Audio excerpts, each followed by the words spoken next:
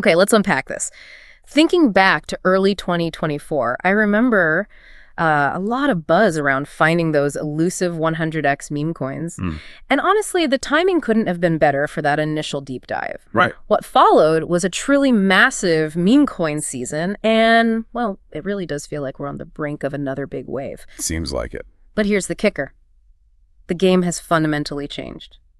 Finding that next 100x now requires a whole new strategy, a different approach entirely. Precisely. And that's our mission today, really. We're going to explain exactly what has shifted in this landscape, reveal where the top meme coins are most likely to emerge from, and guide you on how to find them effectively. Yeah. Understanding these fundamental changes isn't just helpful. It's absolutely crucial for anyone looking to navigate this increasingly dynamic space. So let's start with the biggest change because it's a surprising one, a real twist. Yeah. At the end of our last deep dive on meme coins, I recall there was a lot of caution, almost an expectation that we'd see a big regulatory crackdown. That was the feeling. Especially on meme coins, given some of the, pump and dumps that had been happening, what actually materialized from that concern? Well, what's truly fascinating here is that the exact opposite happened. Really? The opposite? Yeah. Earlier this year, SEC officials started publicly stating that most meme coins were not securities. Wow. Oh. And this stance was even reiterated by the new SEC chair. Now, for context, securities are things like stocks, bonds, assets that need SEC registration. Right, the traditional stuff. Exactly. So this declaration, it isn't just about avoiding legal action. It's like a foundational shift. It subtly legitimizes the category of meme coins. Huh.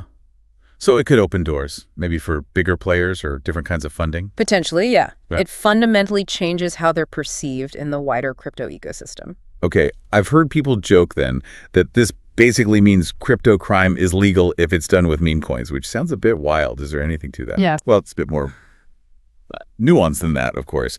The SEC has made it clear they will still investigate nefarious activity. Okay, so pump and dumps, fraud, manipulation, that's still on the table. Definitely. But, and this is key, those investigations will only happen after the fact. Okay. Yeah. Reactive, not proactive. Exactly. The critical point is that there are now very few restrictions on new meme coin launches, this low barrier to entry.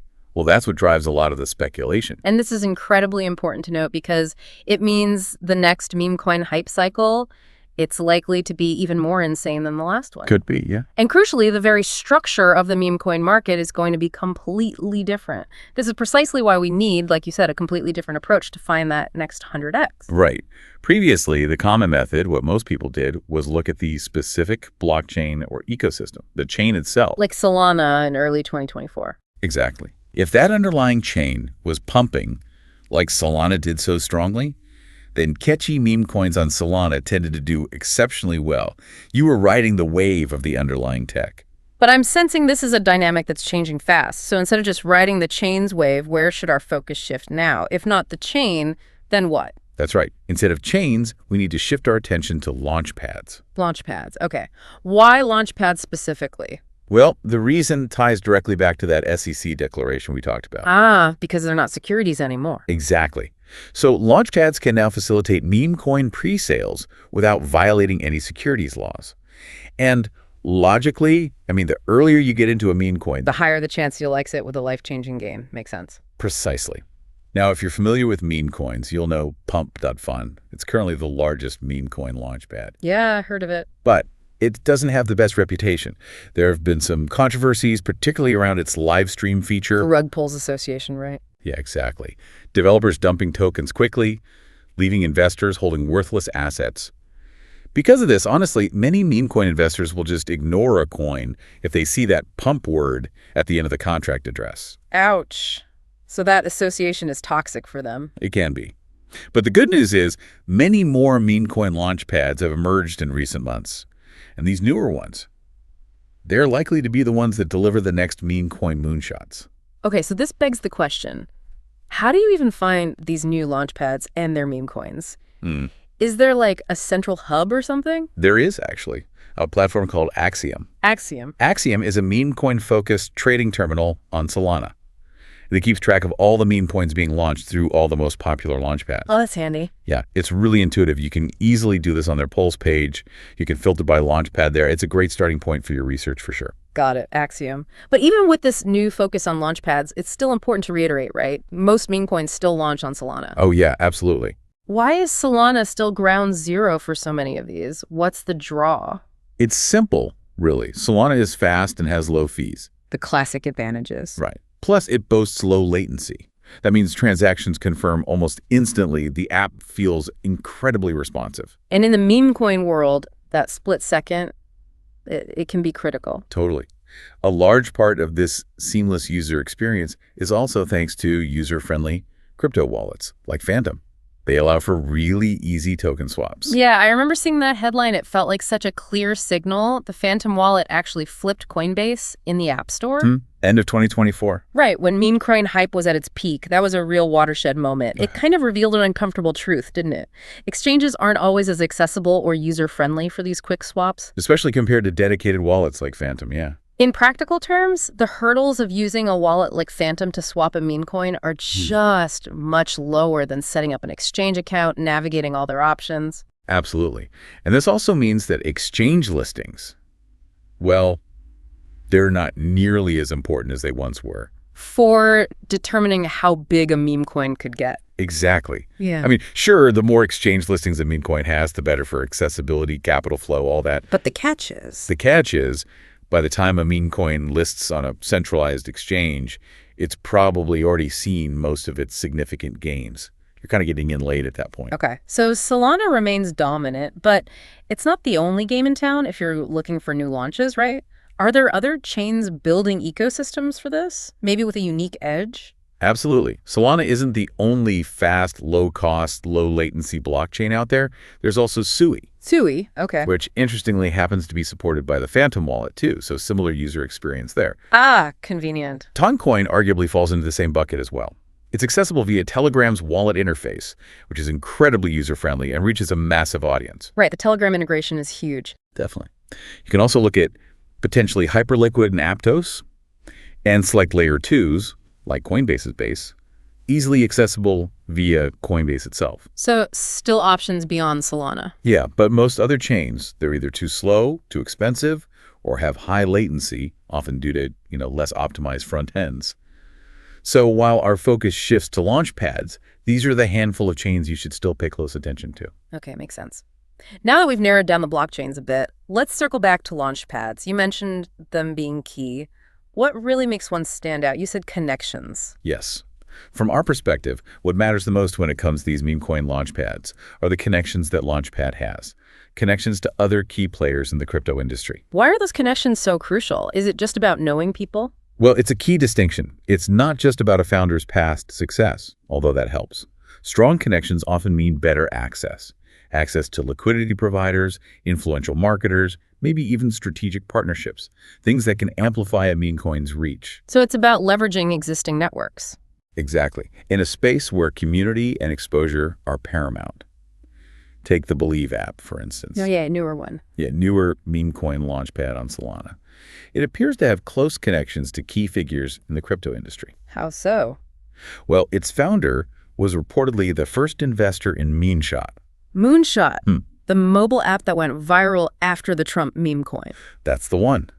And given that Moonshot is also a launchpad, this suggests that meme coins originating from Moonshot and the Believe app, well, they could have more potential. Compared to coins from other launchpads, because they're plugging into an established, successful network. That's the idea. Yeah. So a pro tip for you listening, when you're doing your own research, actively look for these connections. Connections between the meme coin and the launchpad founders. Yes. And connections to other key players in crypto too. Who are they associated with? It matters. All right, that's a great deep dive into what's new. Very helpful. But what about all the other meme coins, the ones that have already launched? Do they still have potential? Or is it only brand new coins that could hit that 100x? Good question. And believe it or not, it might sound counterintuitive, but it's possible that many older meme coins will actually yield even larger returns than newer ones. Larger returns? How does that work? To understand why, it's worth remembering the typical price cycle of a meme coin. Okay, walk us through it. When it first launches, price tends to go vertical, right? Huge pump. Yep. Then, inevitably, its price crashes sharply as insiders sell. The dump. Right. After that, there's often one or two bounces. These mislead late buyers, people thinking it'll recover. Hopium rallies. Kinda, yeah. Yeah. Followed by another crash and then a flat line in price. Just goes sideways. Okay, the graveyard phase. Pretty much.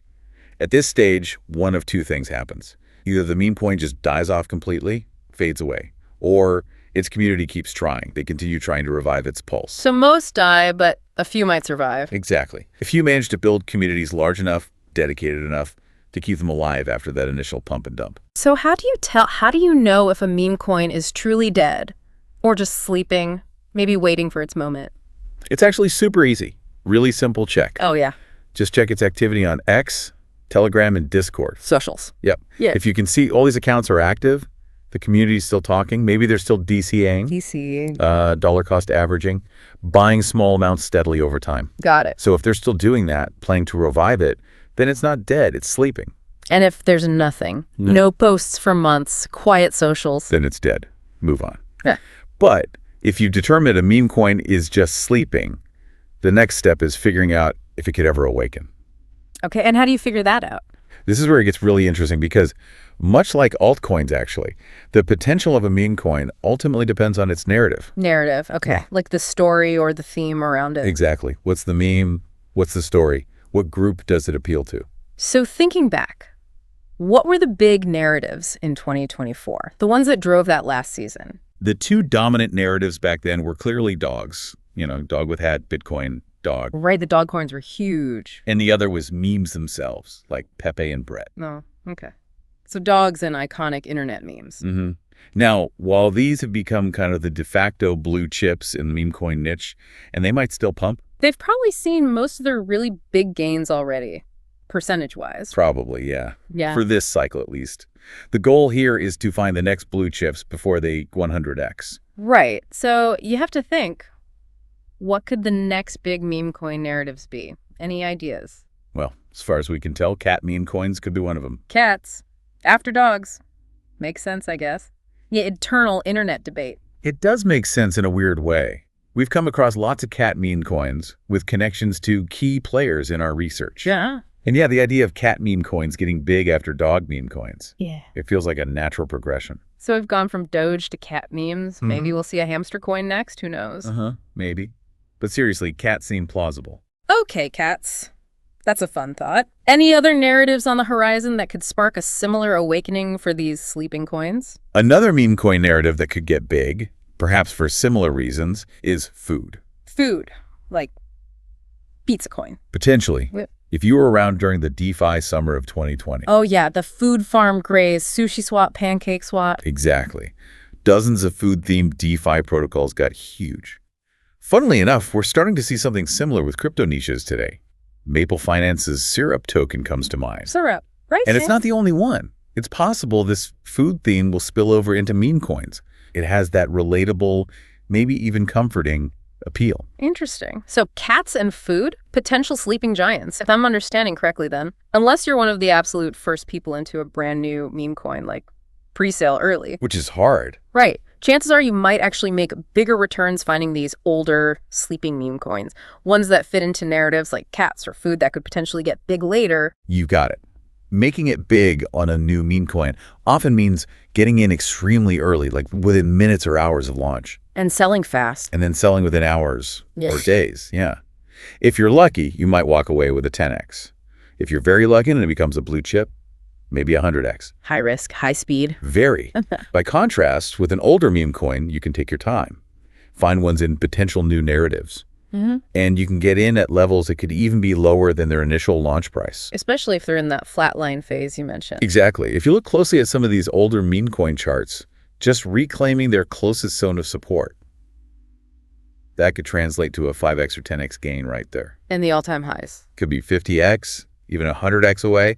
Unless the meme coin has actually died off completely, there's always a chance it can reclaim those highs or even surpass them if the narrative takes off. And when we talk about potential for these older coins to really move, market cap has to be crucial, right? How does that factor in compared to new launches? That's a crucial point, yeah.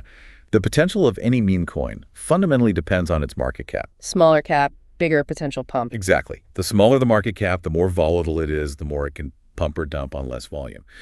Most older meme coins that are flatlined, they have market caps in the single-digit millions, sometimes even less. Tiny compared to established coins. Right.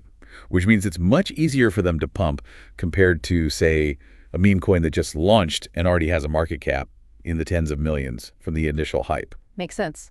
Less money needed to move the price. Precisely. And the best part is, because there's previous price history for these older ones, you can see where the resistance levels might be. it makes it easier to get a sense of where there's likely to be lots of selling pressure. Yeah. Now, long-term holders might still sell around previous highs, sure. But if someone is still holding or DCAing into an old coin with like a $1 million market cap, chances are they're not doing it to exit at a 2x or 5x profit. They're probably holding out hope, waiting to sell once the meme coin gets as big as they believe it can. They're in it for the moonshot. Pretty much.